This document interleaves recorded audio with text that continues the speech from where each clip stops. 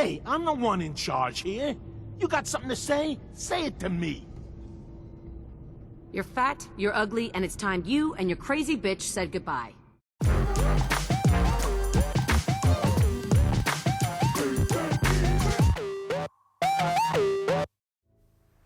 What's up, guys? Welcome back to PhillyCheese Gaming. My name is Philip, but you can call me Philly Cheese. Today, I'm excited to be bringing you another episode in my character build series. Much like our previous episode, The Blade Runner, today's character build is inspired by one of my favorite movies/comic books, The Crow.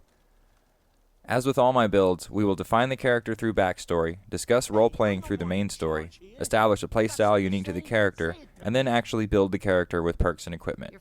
We're also going to discuss recommended mods, since mods are a thing now. As a quick aside, I'm playing on Xbox One if you didn't already know, so all mods featured in my videos are freely available from Bethesda.net for both PC and consoles. Anyways, I'm a huge fan of The Crow.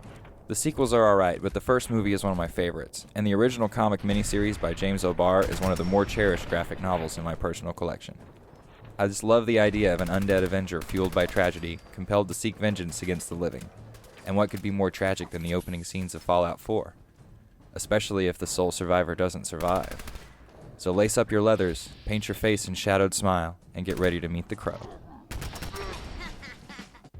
Iris Lane was born in Boston to a hard-working family with no other children. Her mother was a painter, and her father taught English at DB Tech. Iris was always encouraged by her parents to follow her passions in life as they had done. However, as she grew older and progressed through school, she couldn't help but notice that she was always a little poorer than the kids around her. And though she never held it against them, she knew it was because of her parents' career choices. Iris loved the arts, music in particular, but she decided that rather than follow her passions directly, she would pursue a degree plan that would lead her to a high-paying career, but still be on the fringes of the creative industry. Iris went to college to become an entertainment lawyer. While at the university, Iris met a roguishly handsome guitar player named Nathan from a local rock band called Hangman's Curse, and the two quickly formed a tight bond. After the couple graduated, Hangman's Curse scored a record deal and hired Iris on as the band's legal representative. Shortly after the release of the first record, Nathan and several other members of the band were drafted into service in the Army. While he was away, Iris and the remaining members of the band worked on promoting the record and planning a tour for when Nathan and the rest of the guys got back. When Nathan's tour of duty ended, he returned home to a successful record release, and he and Iris used the money to get married and buy a house together. Iris quickly became pregnant and had a son. Hangman's Curse was just about to start working on their second album when the war with China would escalate once again. The young mother and her family were rushed into Vault 111, where they thought they would be safe from the destruction of their world. Unfortunately, Vault Tech had other plans for the residents of this vault, and even greater forces would interfere to change the path of Iris's destiny forever.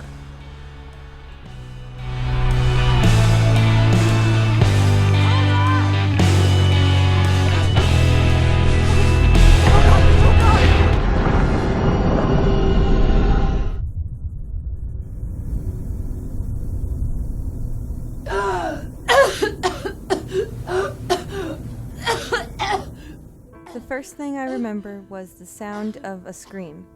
My own, I realized. It was as though the scream had been frozen inside my lungs, and now that time had finally thawed us both out, it was free to echo about my tiny chamber and rouse me from my slumber. I slowly peeled my eyes open and I stumbled out of my cryo chamber. Confused and gasping, I could see my husband through the dusty window of the chamber in front of me. I scrambled desperately at the release, still gasping for breath, and when the door finally swung open, what little air I had mustered in my chest was stolen again. Nathan was dead, a gaping hole in his chest. Blood was frozen around the jagged hole. And Sean was gone. My baby was just gone. My heart almost couldn't take the panic that swept over me. My precious baby was abducted by my husband's murderer. My husband. And then the grief hit my chest. I reached out to take Nathan's wedding band from his icy grasp. I just wanted to hold his hand one last time. I wanted him to hold me and tell me everything was going to be okay. When our fingers first brushed, I was suddenly overtaken with a vision. No, it wasn't a vision. It was a memory. A brutal murder and an unexplained kidnapping. The vision left as quickly as it had come, but it left behind a kind of energy. A rage. I had to find this killer, and find my son, and nothing was going to stop me. But something felt wrong. I wasn't hungry or thirsty. Spurred by the vision, I felt a tremendous energy when I had previously struggled to stand. My reflection in the frosted glass of the other pods was so pale, unnaturally so. A terminal at the end of the row of coffins held the truth. Though somehow, I already knew. Inside, everyone that went into those pods died. Everyone, including me. Sean was spared for some unknown reason, but the freeze went on too long, and no one survived. The computer's medical diagnosis of death was irrefutable. But then why was I here? Why had I been brought back? The answer immediately shouted at me from within. To make them pay. The desire for revenge burned inside me like a torch, and I knew I would not find rest in the afterlife with my husband until I had put his killers in the ground.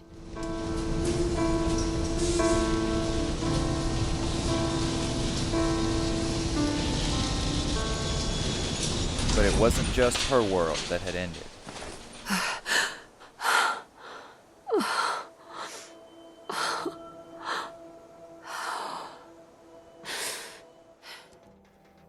Resurrected to seek vengeance, the Crow will be supernaturally imbued with 3 strength, 1 perception, 4 endurance, 3 charisma, 1 intelligence, 9 agility, and 7 luck.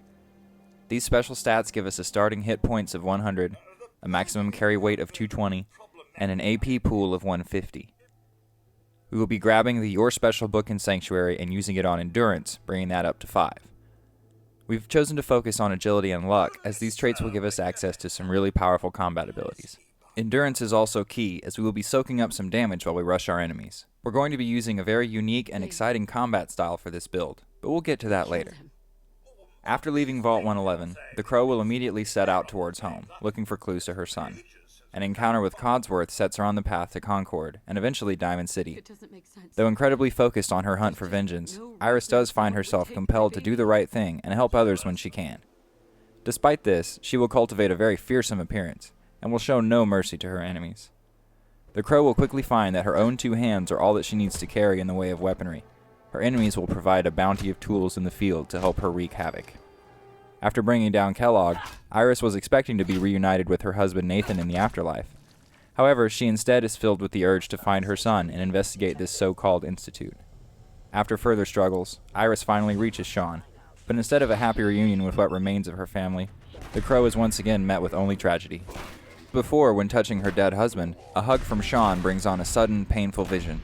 The horrors that the institute has wrought upon the Commonwealth are all laid bare before her, and Iris finally understands the true reason she was brought back. The murder of Nathan and kidnapping of Sean were more than just a terrible personal tragedy. They set the Institute on the path to the monster that it had become. Iris had been brought back to life and given these special powers to destroy the Institute. To this end, the Crow will fully ally herself with the Railroad. Iris has no quarrel with the Brotherhood of Steel and is content to leave them alone. However, the Brotherhood does not share this sentiment and will ensure their own destruction by bringing the fight to the Railroad's doorstep. After bombing out the Brotherhood's airship and reducing the Institute to a smoldering crater, Iris is finally released from her mortal shell and reunited with her husband in the afterlife. Obviously, this is just a role-playing thing, and you can best accomplish it by trying one of my other character builds while you let the Crow rest in peace on your hard drive. Now let's talk about our playstyle and equipment. As I mentioned before, we're not going to be bringing any weapons into combat except our fists, but we're still going to do plenty of slicing, smashing, and shooting. If you've seen the movie, you may remember that the Crow doesn't have guns of his own, but he has no problem with grabbing some once the fight gets going. We're going to be doing the same thing in Fallout 4. The way to play is to sneak in, target an isolated enemy, beat his skull in with your bare hands, and then grab whatever weapon he was using. Then you're going to use that weapon to kill his friends. Feel free to swap to a new weapon if the opportunity presents itself. The Pip-Boy interface can be a little clunky, but overall this is a pulse-pounding way to play the game. Also, since we'll be selling all of our looted weapons and ammo after every major encounter, this character gets really rich really fast. You can use these caps to buy legendary armor pieces, or perhaps crafting supplies, if that's your thing. Speaking of armor, we're going to be spending the majority of the game wearing shadowed leather armor pieces over a set of road leathers. This not only looks the part from the comics and movies, but also just looks plain badass. You can also throw in the Drifter outfit for a black leather trench coat, albeit with greatly reduced protection. The long hunter's coat, available via the Far Harbor DLC, also looks great, and provides some nice armor as well as a perception boost. The final and most important piece of the aesthetic puzzle of the Crow lies in Diamond City at the Facial Reconstructive Surgeon, where you can get the Crow's signature face paint applied. Now that we've covered our playstyle and gear, it's time to talk perks. We're going to go from the first level up all the way to level 20, and when we're done, we'll have a super-powered Crow worthy of the comics. For our first perk, we're going to take Idiot Savant. I'm not terribly fond of this perk in general, especially the noise it makes when the effect triggers, but it will help us level up at an acceptable rate since we only have 1 intelligence. Also, sometimes she giggles after scoring a kill, and that is pretty awesome. At level 3, we're going to take Bloody Mess to give us a 5% damage increase with everything. At level 4, we will take Iron Fist, and this will increase our unarmed damage by 20%, allowing us to get our black gloved hands on a weapon that much more quickly. At levels 5 and 6, we're going to take Better Criticals and Critical Banker to increase our critical hit damage as well as keep a deadly critical in reserve. At level 7, we're going to take Blitz. Blitz is an awesome perk for any unarmed or melee character, and it basically allows you to teleport up to an enemy and strike them point blank. At this point, you should be able to fully enjoy the unique playstyle of the Crow, and now it's time to get into some superpowers. It turns out that being dead comes with some advantages. At level 8, we will take Toughness, giving us a boost to our own innate damage resistance. Next up at level 9, we're going to choose Action Girl to speed up our action point regeneration and allow us to use VATS whenever we want for blitz attacks and criticals. At level 10, the Crow realizes that she doesn't need to breathe anymore and takes Aqua Girl, giving her the ability to swim underwater without the need for air. This is mostly a role-playing thing, but it can be useful. Next up at level 11, we will take Lone Wanderer, adding even more to our innate damage resistance, and at level 12 we are finishing out the Undead powers block with the Mysterious Stranger. The Mysterious Stranger is an amazing perk for this build, as you can roleplay that the stranger is Iris's dead husband Nathan, coming over from the other side to lend a hand when she needs it the most. The trench coat and hat were his stage clothes when he was alive and with the band. Now it's back to utility perks for a bit. Lucky level 13 brings us the second rank of Bloody Mess for an additional 5% damage boost with everything, from fists to flamers. Speaking of fists, at level 14 we're going to take Iron Fist 2 to increase our unarmed damage and add a chance to disarm your opponent with every punch. This is obviously perfect for this playstyle, and you can now grab a weapon off the floor after 1 or 2 punches instead of looting it off a dead enemy. Imagine the look on that super mutant's ugly face when you knock his automatic pipe rifle from his hands and unload it into his green bowling ball of a head. At level 15, we're going to go ahead and take Armorer, and you should use this to make sure all of your leather armor pieces are shadowed and lightweight. You can also put the Brawling mod on the arm pieces for added damage. At level 16, we're going to put a point into Strength, and this will increase both our punching damage and our damage with any melee weapons we pick up in the course of a battle. At level 17, we will take Critical Banker 2 to keep another devastating hit tucked up our sleeves, and levels 18, 19, and 20 are going to be used to snag all 3 ranks of the Life Giver perk. Life Giver is not worth it normally, especially for the sake of maximum health, but the 3rd rank grants us a final superpower that is actually the Crow's signature ability from the comics and movies, health regeneration. Now there should be nothing to stop you from punching, looting, and shooting your way to revenge. Beyond level 20, you can continue along the perk path we've already started on, and pepper in some weapon-specific perks to keep up with more powerful enemies. This playstyle can be incredibly challenging at times, and you may want to keep a weapon handy for those unexpected deathclaw encounters. Just try and use it only when you need to. There are unarmed character builds out there, and you could theoretically punch your way through the entire game, but I find the sneak, punch, grab whatever weapon they drop, shoot it till it's out of bullets, rinse and repeat method of combat to be a lot of fun, and it's really a major component to the Crow as a character. I'm sure there's a metaphor here about turning violence against those who use it or something, I don't know. I do know that it's extremely satisfying to rush a raider, punch him, send his sawed-off shotgun flying, grab it, and use a stored critical to blow his head into gooey chunks. Maybe I'm the one that needs help. Now let's take a second to talk about mods.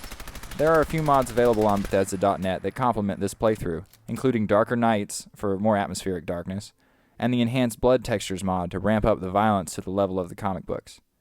One specific mod that is perfect for this build is the Cat Meat mod, which replaces your dog with a cat. In The Crow, the main character's cat sticks around at his old home until he returns after being resurrected, and you can roleplay this with Cat Meat and Sanctuary, or whatever other home you decide to build for yourself. And that's all, folks. I hope you've enjoyed this very special build video. Please let me know what you guys and girls thought of the monologue, and maybe I'll try and include something like that in my future builds. I'm already hard at work on my ultimate survival build, and it's going to be a fun one. I really enjoy tweaking the stuff the game gives us for these backstories, and I'm not going to spoil anything, but the survival build is going to be tied into some of the early game locations via his origin story. Be sure and subscribe so you don't miss out. I've also got plenty more character builds waiting in the wings, so stay tuned for those too.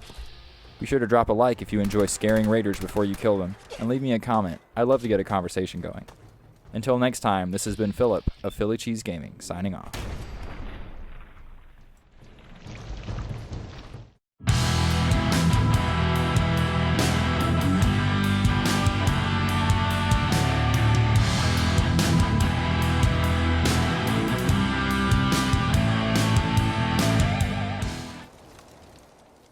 Endurance is also key, as we will be soaking up some damage while we rush our enemies. Nuka-Cola. Nuka-Cola.